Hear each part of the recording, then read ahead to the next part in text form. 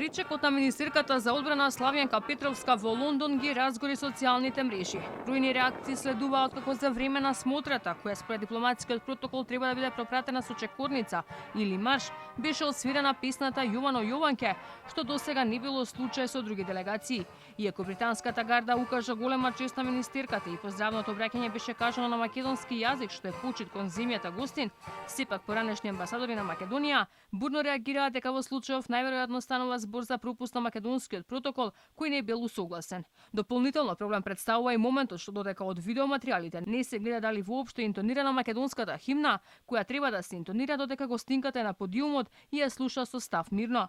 Познавачите велат дека проблемот во случајов не е кај британците, тие се со речиси 100% сигурност ја отсвирили и државната химна. Проблемот е во владиниот протокол во Македонија, кој во јавноста пуштал видео од кое се гледа само изведбата на Јовано Јованке, а изведбата на химната е исечена. Министерката пак гордо се пофали дека огромна била честа кога во Лондон те пречекуваат со Јовано Јованке. На социјалните мрежи пак бројни се коментарите дека ова е срам за државата. Дали на Славјанка навистина ја свиреле Јовано Јованке на официјален прием во Лондон? Кажете ми дека е за фраканција, бидејќи ако е вистина, имаме проблем. Славјанка, наместо со химна, ја дочекале со народна песна. Токму како за вазалска територија, колонија се си е на место. Петровска во Лондон денес беше пречекана со песната Јовано Јованке.